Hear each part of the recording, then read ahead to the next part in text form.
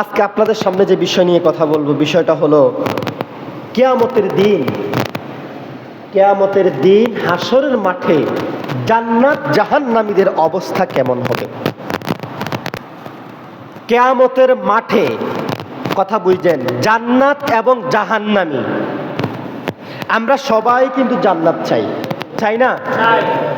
কিন্তু জান্নাতের মাল কি অর্জন করে জোগাড় করে নিজেকে যাইতে হবে, এটার দরকার মনে করি না। কিন্তু সবাই জান্নাত চাই। আপনি আওয়ামী লীগের নেতারে ডাক দিয়া বলেন, ভাই তুই কি চাস? সে সুদখোর ঘুষখোর। বিএনপির নেতারা ডাক দেন, জামাতের অমুকের তমুকের নেতারা ডাক দেন, মনে করেন তার ভিতরে ভেজাল আছে, আপনি তারে বলেন ভাই তুই কই যাইতে চাস? কইব জান্নাতে যাইতে চাই সবাই। কিন্তু জাহান্নামের কথা কেউ বলবে না। এই জন্য রব্বুল আলামিন বলেন, বান্দা আমি আল্লাহ রব্বুল আলামিন তোমাদেরকে আমার জমিনে পাঠাইছি। পাঠানোর কারণ এবং লক্ষ্য উদ্দেশ্য হলো, বান্দা তোমরা আমি আল্লাহর গোলামি করবা, আমি আল্লাহর দাসত্ব করবা, আমি আল্লাহর বন্দেগী করবা। আমি আল্লাহর হুকুম অনুযায়ী তোমার জীবনের প্রতিটা সেকেন্ড, প্রতিটা মিনিট, প্রতিটা ঘন্টা, প্রতিটা দিন, প্রতিটা সপ্তাহ, প্রতিটা মাস, বছর তুমি পার করবা। ওয়ার্ডার কার?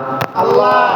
আল্লাহ বলেন, ওয়াকালা রাব্বুকুম উদউনি আস্তাজিব লাকুম। আর যখন ওই বান্দা আমার পথে চলে নিজেকে আমলের সাথে নিজের জীবনটা পার করতে পারবে, ওই বান্দা যা চাইবে আমি আল্লাহ তাকে তা দিয়ে ভরপুর করে দেব। শুধু তাই নয়, আল্লাহ বলেন, ওয়ামা খালাকতুল জিন্না ওয়াল ইনসা ইল্লা লিয়াবুদুন।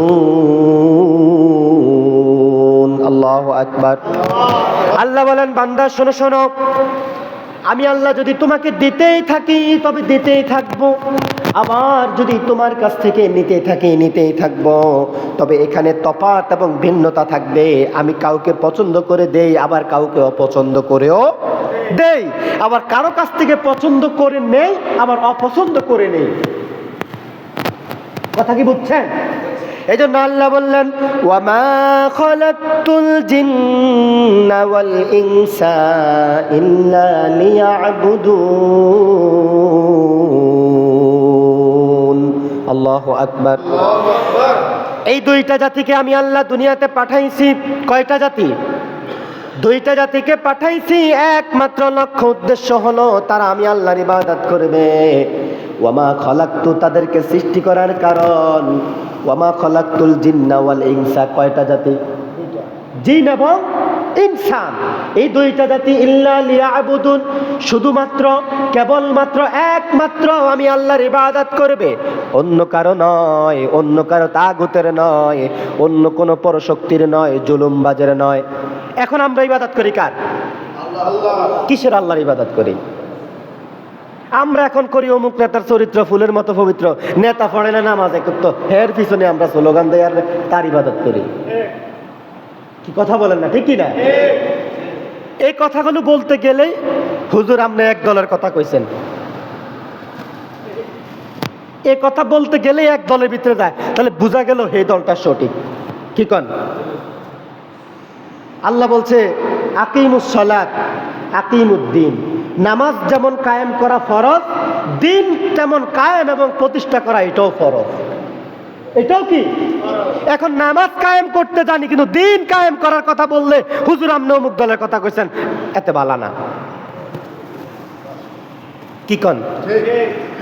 আপনি আল্লাহর জমিনে বসবাস করে বাতাস, অক্সিজেন, রিজিক, আপনি এই সমস্ত কিছু আপনি অন্বেষণ করবেন, কিন্তু তার ওয়ার্ডার অনুযায়ী আপনি করবেন না, তার ওয়ার্ডার মানবেন না, তার আদেশ নির্দেশ মানবেন না, তাহলে আপনি কোথায় আছেন? আপনি কোথায় আছেন?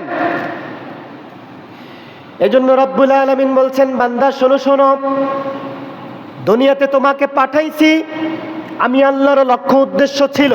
কে কয়? আল্লাহ। বান্দা তোমার যেমন দুনিয়াতে লক্ষ্য উদ্দেশ্য আছে, ঠিক তেমনি ভাবে আমি আল্লাহরও কিছু লক্ষ্য উদ্দেশ্য আছে। বান্দা, তুমি যেমন তোমার জীবনে তোমার রিজিকের জন্য, সন্তান সন্ততির জন্য, পরিবারের জন্য যেমন তুমি রিজিক তালাশ করো, চাকরি করো, বড় বড় ডিগ্রি অর্জন করো, বড় বড় শেয়ার অর্জন করো, ক্ষমতা অর্জন করো, এই করো সেই করো, অমুকের মাথায় বাড়ি দাও, তমুকের রাত্রে যাই গুলি করে মারি হালাও, মার্ডার করো, রাতের আধারে ভোট চুরি করো, যে কোনো কিছু তোমার অহংকারিত্বের জন্য, দাম্পত্যের জন্য তুমি যেমন এগুলো করো, ঠিক তেমনি ভাবে আমি আল্লাহ তোমাকে কিছু লক্ষ্য উদ্দেশ্য নিয়ে সৃষ্টি করছি। সুবহানাল্লাহ। কে কয়? আল্লাহ কয় আমারও তো লক্ষ্য উদ্দেশ্য আছে বান্দা, তোকে সৃষ্টি করেছি আমি। তোর যদি এত লক্ষ্য উদ্দেশ্য থাকতে পারে, তাহলে আমি যে সৃষ্টি করেছি তোকে, আমার কতটুকু লক্ষ্য উদ্দেশ্য তোকে নিয়া। সুবহানাল্লাহ। এই জন্যই আল্লাহ বলছে, ওমা খলাকতুল জিন্না ওয়াল ইনসা ইল্লা লিয়াবুদুন। বান্দা, আমিও সৃষ্টি করেছি কেবলমাত্র, একমাত্র, শুধুমাত্র তোরা শুধু আমি আল্লাহর ইবাদত করবি, আমি আল্লাহর হুকুম মেনে চলবি, আমি আল্লাহর দেওয়া ইহদিনাস সিরাতাল মুস্তাকিমের পথে চলবি। তোকে চালাবি, তোর পরিবার চালাবি, সমাজ চালাবি, রাষ্ট্র চালাবি, সব চালাবি কার কথা? আল্লাহ। এখন সমাজের কথা বললে, রাষ্ট্রের কথা বললে, হুজুর আর ভালো না, হুজুর দলের কথা কয়, অমুকের কথা কয়, তমুকের কথা কয়, অথচ আল্লাহ আদেশ করে আমাদেরকে দুনিয়াতে পাঠাইছেন নির্দেশ দিয়ে। কে? আল্লাহ।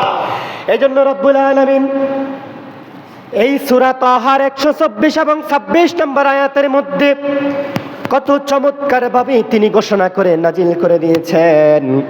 রব্বুল আলামিন বলেন, ওয়ামান আ'রাদা আন যিকরি ফাইন্না লাহু মাঈশাতান দঙ্কা। আল্লাহু আকবার। আল্লাহ বলেন, বান্দা শোনো শোনো, আমি আল্লাহ তোমাকে জমিনের উপরে পাঠাইছি যে লক্ষ্য এবং উদ্দেশ্যগুলো নিয়ে, যদি তুমি সেগুলো ভুলে গিয়ে তুমি যদি আমার জিকির থেকে, আমার আদেশ থেকে, আমার ওয়ার্ডার থেকে, আমার কোরআন থেকে, আমার হাদিস থেকে, আমার রাসূলুল্লাহর বিধিবিধান থেকে যদি তুমি তোমার মুখ ফিরিয়ে নাও, তাহলে তোমার জন্য আছে কঠিন যন্ত্রণার শাস্তি। কে কয়? আল্লাহ। আচ্ছা, এই কথা কনে কি হুজুরের আমনে আরেক দলের মনে করতে পারেননি? এই কথা কি হুজুর কোন দলের কথা কয়? কোন দলের বলে না। আল্লাহ বলে সূরা তাহাতে 124 এবং 26 নম্বর আয়াত পর্যন্ত খুলে দেখবেন কি কঠিন ভয়ঙ্কর কথা সেখানে বলা আছে।